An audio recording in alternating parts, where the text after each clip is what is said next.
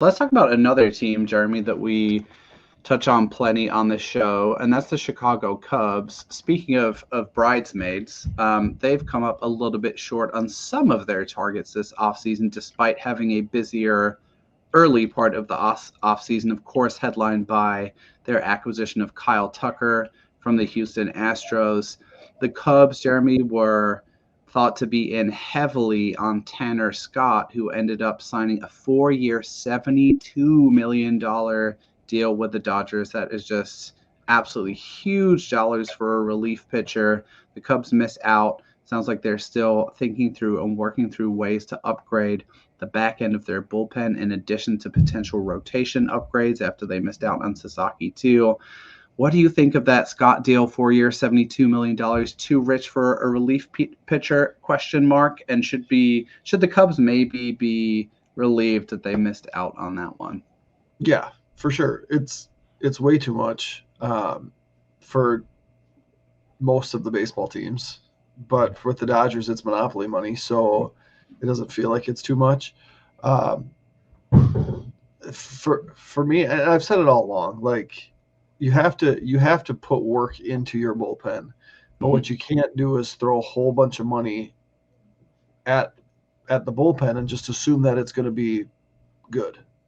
And so that's where, like, if you could sign a guy for 1 year, and even if it's an overpriced 1 year deal, like Mm-hmm. they're for in my opinion, 1 year deals are rarely going to be bad deals if ever.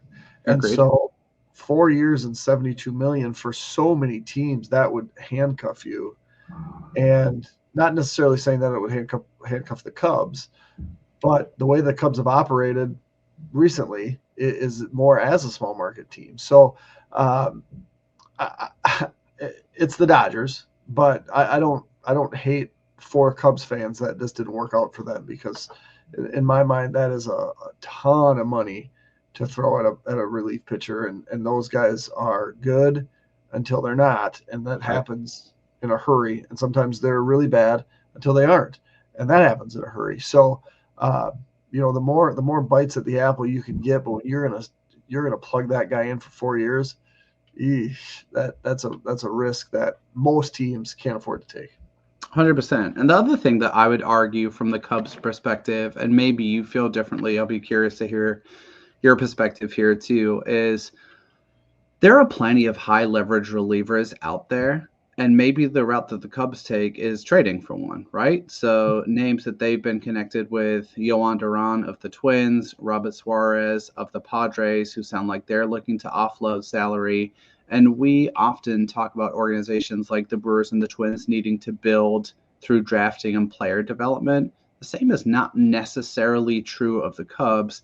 And I would also add that their minor league system, although very strong, is more um, like buoyed by guys in like the 40 to 75 range on top 100 lists, as opposed to high impact guys you simply wouldn't be willing to trade, that Mhm. you feel really confident that are going to produce at the major league level. So maybe the Cubs' best option moving forward, Jeremy, is trade and dip into their farm system to acquire a high leverage guy. What do you think?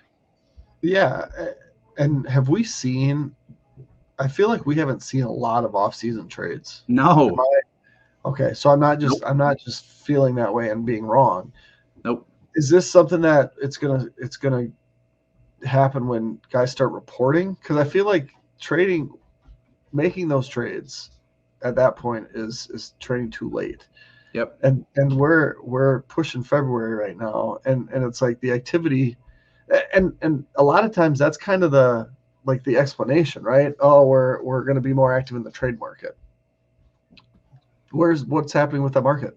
We've seen almost Oh, nothing, Jeremy, in the last few weeks. I mean, after the Cubs Tucker trade, we've seen very little in the way of major trades, and that's been even more so true for teams that haven't spent in free agency. So if we're talking about teams that we might call mid market, right? So like the Brewers, the Twins, the Mariners, these are all teams that were heavily speculated about earlier in the offseason might make a trade, and none of them really have made any kind of a major splash so far. yeah, I guess Devin Williams going out, That's true. right?